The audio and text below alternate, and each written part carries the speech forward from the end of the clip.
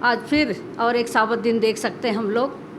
और मैं साबत स्कूल चालकों को धन्यवाद देती इस मौका के लिए कि मैं साबत स्कूल पेश कर सकती हूँ आप लोग के सामने।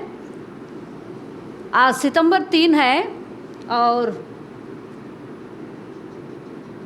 आज का शिक्षक है मिशन रिपोर्ट का, मिशन समाचार का शिक्षक है चर्च में स्विमिंग सूट। चर्च में स्विमिंग सूट शिक्षक पढ़ के सुन के ऐसा लगता है ना, अजीब लगता है स्विमिंग सूट, लेकिन कहानी ऐसे ही है। हम लोग सुनेंगे आज। ब्राज़ील से ही आ रहा है, जैसा हम लोग सुनते आ रहे हैं हर एक हफ्ता। और रेजिना नाम है जो पेश कर रही है यहाँ पर। तो 4 हैं यहाँ पर, रेजिना, उसके बाद अल्वारो, फिर एक है गिलबर्टो और रेजिना, 3 और एक जन का नाम है किधर में नहीं भूल गई मैं। ये काम करते हैं, कंपनी में काम करते हैं। तो ये लोग कैसा, हम लोग काम की जगह में भी जाते हैं, हम लोग सब कोई जमा होते तो कभी कभी एक दूसरे को मजाक भी करते हैं, क्या क्या बोलते हैं। फिर हम लोग का पार्टी सार्टी भी होता है। तो यहाँ पर ऐसे ही ये कहानी है आज। कार्यालय के कर्मचारियों को अल्वारों का मजाक उड़ाना पसंद था।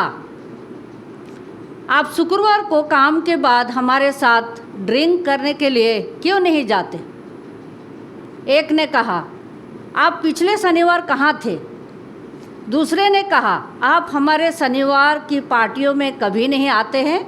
ये सवाल है, सब मिलके एक ने ये सवाल किया जिनका नाम है अल्वारो। अल्वारो हमेशा धीरज से मुस्कुराता था और वह अपने सहकर्मियों से प्यार और स्नेह से बात करता था। रेजिना का ध्यान उसके व्यवहार की ओर आकर्षित हुआ। उसे पता चला कि वह सेवेंथ डे एडवेंटिस्ट है। ब्राज़ील के सरकारी कार्यालय में कई वर्षों तक चुटकुले और उपहास जारी रही। वहाँ रेजिना और अल्वारो साल्वाडोर शहर में एक करते थे। वो लोग एक साथ काम करते थे, लेकिन अल्वारो कभी परेशान नहीं हुए। एक दिन एक सहकर्मी जिसका नाम है गिलबर्टो ने रेजिना को अपने साथ उस स्थान पर जाने के लिए आमंत्रित किया जहां रेजिना कभी नहीं गई थी। अल्वारो प्रत्येक साबत उपासना करता था वहां जाके। मैंने सुना है कि वहाँ एक असाधारण जगह है, चर्च नहीं। गिलबर्टो ने कहा, मैंने सुना है कि यह एक ऐसा जगह है जहाँ पर लोग जा कर के बाइबल का अध्ययन करते हैं। रेजिना बाइबल के बारे में बहुत इच्छा थी और उसको जानने की इच्छा थी, इसलिए वह शनिवार को गिलबर्टो के साथ उसने अपना स्विमिंग सूट कुछ हल्के कपड़ों के नीचे पहना था, लेकिन उसने बाद में समुद्र तट पर जाने की योजना बनाई। गिलबर्टो ने उसे एक रिहायशी एक ऐसा जगह में एक साधारण दिखने वाले घर में उसको लेके गया। तुरंत रेजिना ने सहज महसूस किया। घर एक चर्च की तरह नहीं दिखता था और एक धार्मिक संगठन के नाम की तरह कोई बाहरी चिन्ह नहीं था।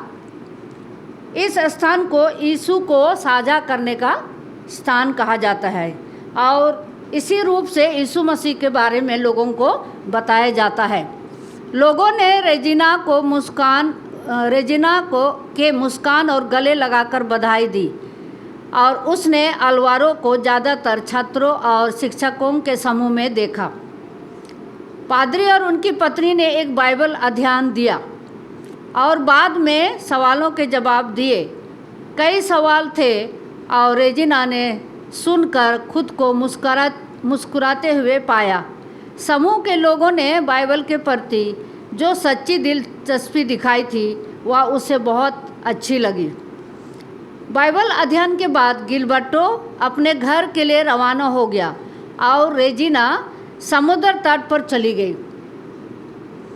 यह सिलसिला कई शनिवार तक चलता रहा और रेजिना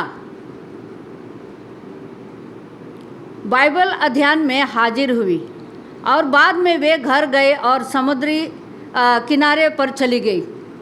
गिलबर्टो जो है अपना घर चला गया और रेजिना अपना समुद्र तट पे चली गई। एक शनिवार उसके एक नए मित्र ने उसे उपदेश सुनने के लिए आमंत्रित किया।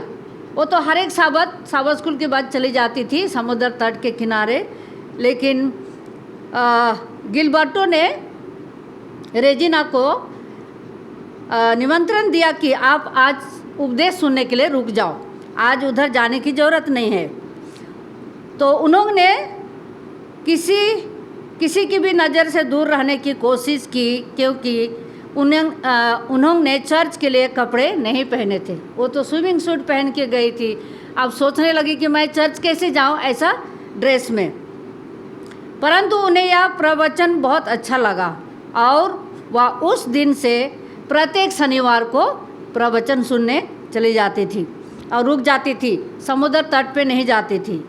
1 साल बीत गया और गिलबर्टो ने बपतिस्मा के द्वारा यीशु को अपना दिल दे दिया।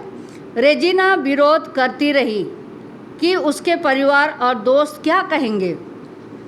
उसे याद आया कि काम के दौरान लोगों ने आलवारों के साथ कैसा व्यवहार किया था।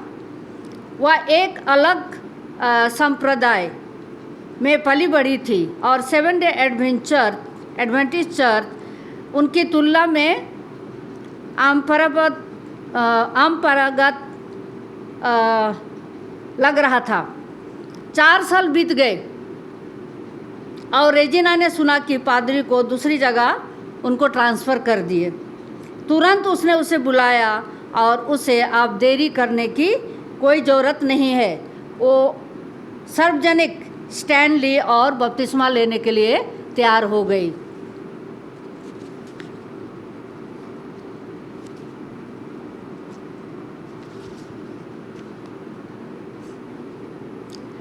परिवार के कई सदस्यों और दोस्तों ने रेजिना के फैसले को स्वीकार नहीं किया, लेकिन उसे कोई पछतावा नहीं था।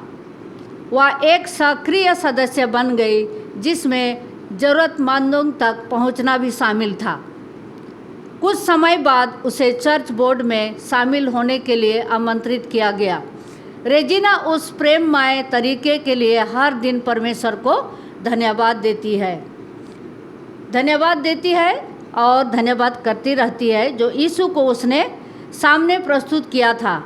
वह कहती है कि इसी का नतीजा है कि आज वह परमेश्वर के 7 डे एडवेंटिस्ट परिवार का हिस्सा है। जब भी मुझे अवसर मिलता है, रेजिना कहती है कि मैं प्यारे यीशु को काम और हर जगह साझा करती हूँ। वह कहती है कि हम वे औजार हैं जिनका उपयोग परमेश्वर लोगों को अपने महान प्रेम की ओर आकर्षित करने के लिए किया करता है। 3 साल पहले आपके 13वें साबत के दान के लिए धन्यवाद, जिसने यीशु को साझा करने चर्च को अपने बैठकों के लिए एक घर खरीदने में मदद की। सितंबर 24 को आपके 13वें साबत के दान के लिए धन्यवाद, जो ब्राज़ील में 4 नए चर्च खोलने में मदद करेगा। आइए हम अपने दानों को अपने इच्छा के अनुसार दे, ताकि यहाँ पर और भी काम आगे बढ़े। धन्यवाद।